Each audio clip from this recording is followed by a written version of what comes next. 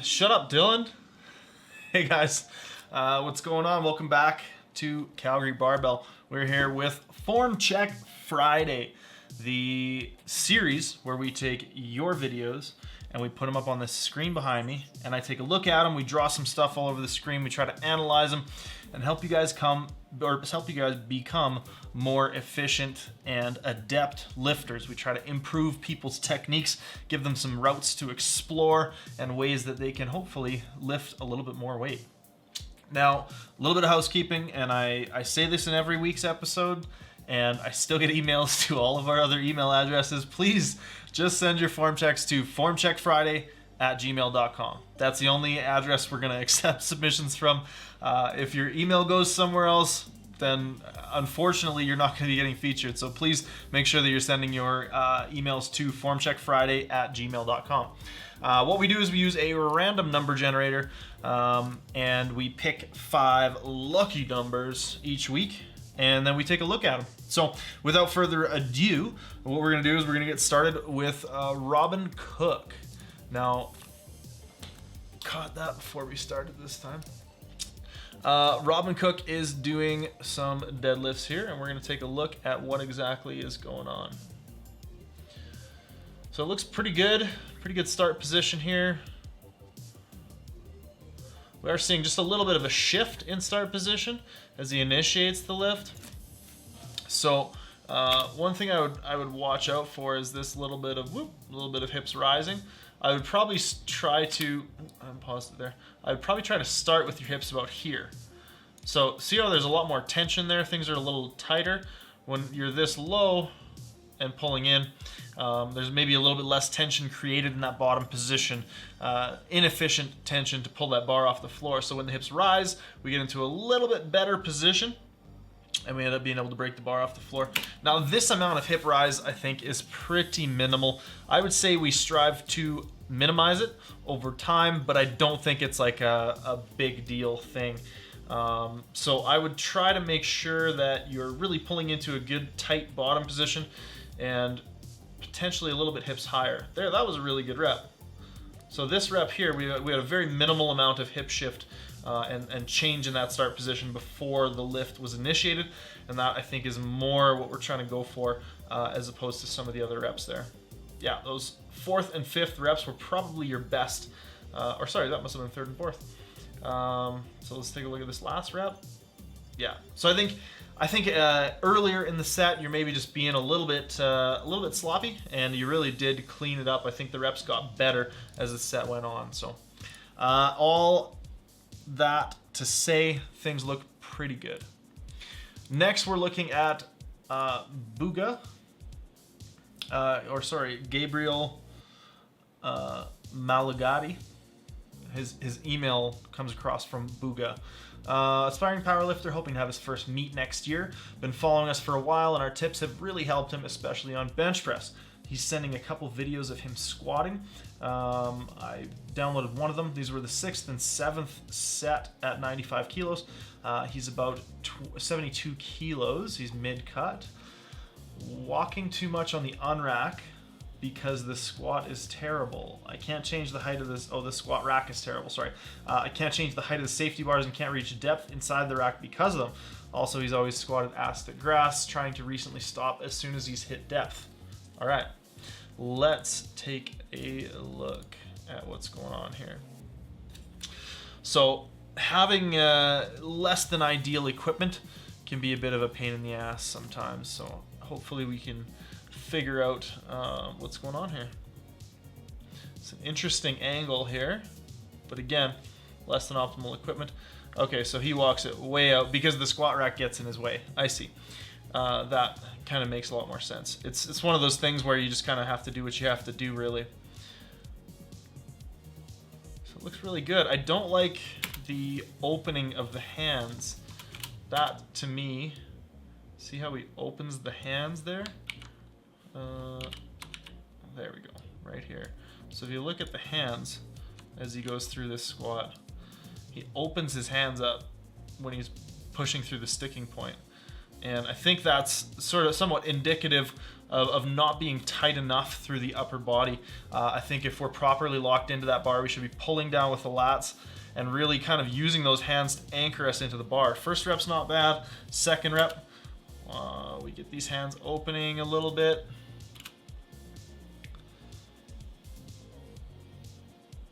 Third rep, again, hands opening. All in all, from that angle, things look pretty good. I don't see much issue with the sort of squat mechanics itself. It's hard to tell what your depth is at all. It might be super deep, it might be high. From this perspective, we can't really tell. Looks like we're probably pretty deep. Could use maybe a little bit more tightness in the bottom, but I think that's going to be more of a practice thing, and potentially just working with some paused squats, maybe even pin squats, depending on just how much that rack is limiting you. Pin squats in that option might be something that you can pull off. So all in all, I think pretty good squat mechanics. I would work on the upper back tightness and what it is that you're doing with your hands here, because the hands should be anchoring you to the bar, which should be kind of anchored into your back. Another thing I might explore is potentially a bit of a lower bar position. Looks like we're pretty high there. We're maybe getting a little bit rolled forward out of the bottom because of that higher bar position. And putting a little bit of practice into some low bar squatting may pay off for you. Mustafa is our next submission here. And before we roll on that, we'll pull up Mustafa's email. And I do apologize, Robin, we did not read your email out, but that's my mistake. Mustafa, yep. Okay, so Mustafa from Turkey has been following us since 2016. He says he might be our first follower. So he sent some squats to our old form check before we changed our email address. Because I think Dylan made the email address calgarybarbell2@gmail.com, which made things really, really confusing. Anyways, he sent in his squats here and some other lifts, and I've grabbed his squats, so we're gonna take a look at them. And let's see what we've got here. All right, Mustafa.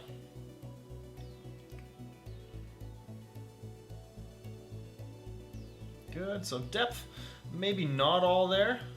I think we could potentially get a little bit more depth. We're getting into a bit of an extended pattern in the back, but I think this is a case where that might be a strong position for this lifter, because it doesn't look like he's losing that position. So he's going into a fair bit of extension. We're kind of getting that open scissor thing that Duffin always harps on people for, but I don't think in this case that it's a negative, because notice how little his torso angle is changing even on these later reps. So when he goes through this repetition, for example, we'll try to scrub through nice and slow,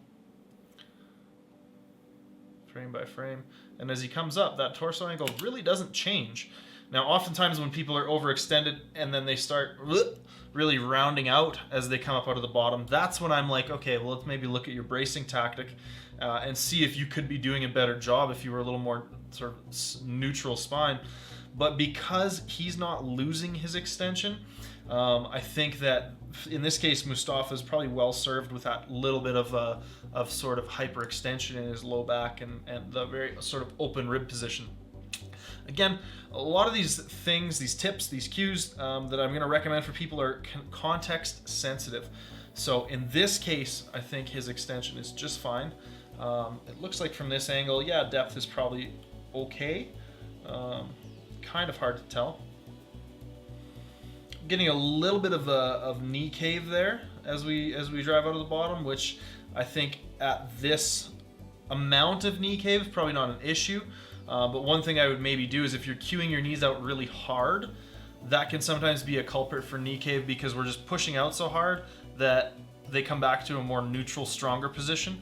And again, that shift in the bottom position can be problematic in some cases. So what I would recommend is if you're thinking about cueing your knees out really hard, just let your knees go where they want to go. Just kind of put your knees in that neutral, stronger position to start off with, so we don't get that shift. But other than that, things look really good. We've got some really good submissions today. Not a lot of things to fix, and sometimes that's just how it goes. I do want to make sure that we're kind of showcasing the good and the bad, and if somebody's doing something well, I can tell you maybe a little bit about how that how people could correct their faults to look like that.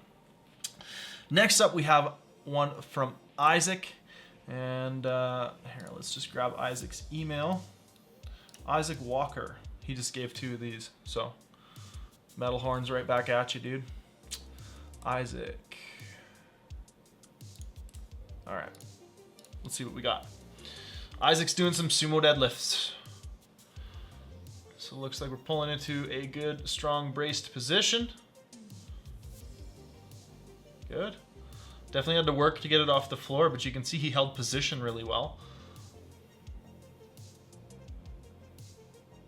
Nice.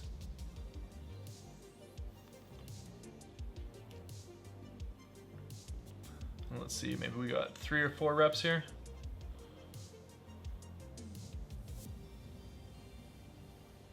Excellent. Excellent. So one thing I think is getting a little bit confused is kind of the initiation of the lift. So when we go through this portion, it looks like he's trying to pull himself back before the bar starts coming up off the floor. And often what I would like to see lifters do is focus mostly on this push, on this knee extension to get the bar started, to push off the floor and keep this back angle and hip angle pretty much the same as we initiate the lift. Now let's see here, he's trying to pull back and everything kind of shifts back, and then he gets the push off the floor. And part of that pullback might just be he's trying to hold that start position really tight, which I believe he does a really good job of. But you can run into an issue when you start thinking about pulling back before you push the bar off the floor. So honestly, that's probably the only thing that I would critique here, is to try to get a little more, not even patience off the floor, because he's being good and patient, but I would try to get a little bit more push, thinking about, there we go, that was a good rep. Thinking about really just pushing the bar off the floor and just trying to maintain a static trunk angle as much as possible. And our last one is from Michelle. Let's see what Michelle had to say. Where are you? There you go. Michelle Lemonis from Germany, and he or she competes in powerlifting raw and equipped, and they'd like us to have a look at their squat.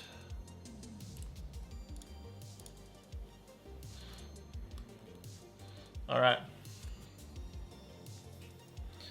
So, looks good. We're pretty David Wilson style, nice and wide. Pretty nips to knees, I like to call it. But again, there's nothing inherently wrong with that sort of good back position. We're maybe getting a little bit of hip rise out of the bottom. So that would be one thing I would work on, is doing a bit better job with just keeping quad pressure, keeping those knees forward a little bit out of the hole. But, excuse me, other than that, it looks really good, and this is probably a very strong technique in the equipment. So you see on that rep specifically, we saw a fair bit from here. We'll just put a little mark on the knees and on the hips. We'll see that everything kind of shifts back and up. We see those hips come up a little bit behind the bar, behind the lifter, right there. Kind of pop everything back and end up in just a bit of a squat morning. So more so than any technical cues, I mean, I could tell you to keep your knees forward, keep pressure on your forefoot, and really try to use your quads a lot out of the bottom. But at the same time, I could also probably just tell you to do some pin squats and some pause squats, and that's more than likely going to be enough for you to kind of auto-correct and learn how to maintain a little bit more of a consistent torso angle out of the bottom of the squat. The other thing is, a lot of these reps are pretty good. There's a few where it's a little bit pronounced, that sort of hip rise. We're really kind of struggling to keep that bar in position, but all told, things look pretty damn good. So that would be my advice, would be to try to, like I said, keep the knees forward out of the hole, a little bit of pressure on the forefoot, find that big toe, was something that I saw Chad Wesley Smith listed one of his favorite cues in something or another, and I like that cue, so I'm going to pass that along, and just try to, you know, use those quads out of the bottom, keep those quads a focus of your movement, because this rep was really good. See, everything stays nice and in line. We're not struggling with the bar. We'll just show that one more time because I really like this rep. So let's mark again for bottom position. So you got the knee and the hip. And in this one, this hip and back angle stays pretty well straight up and down throughout. And we don't see the knees shoot back and we don't see the hips shoot back.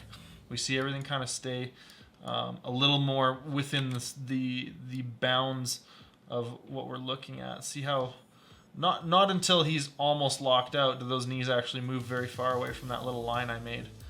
And the butt comes back over the line just a little bit, but it stays sort of a consistent level with that line there. And this is all well and good. We can look at you know, drawings on lifts all day long, but more importantly, what I would recommend is to try to incorporate some pin squats or pause squats. Just work on how you're approaching that sort of initial phase out of the bottom position, and I think that'll help you clean things up a little bit. More often than not, with all of these things, the biggest improvements are going to come from practice. You're going to have feedback on that felt better, that felt worse. You're gonna, if you can film your lifts, you can look at them yourself and just identify those sets, reps that felt better, that felt worse. Don't be afraid to experiment with changing things. And I'm very confident that most of you can, you know, sort of self-assess and self-direct a lot of your technique changes as you need to. And I can sit here and harp on you all day and tell you exactly what to do, but until you practice it enough that it makes sense and it clicks, it's not going to do much for you. So hopefully this series does help to illuminate some of those things and give you guys an idea of sort of what kinds of things we can be thinking about addressing. But the biggest thing is just get under that bar and practice. All right, guys, that is it for me. If you guys have any questions about anything I said in this video, go ahead and leave them in the comment box below. As well, one more time, if you do want to submit, that email is formcheckfriday@gmail.com. All right, guys, take care, and we'll talk again soon. Bye-bye.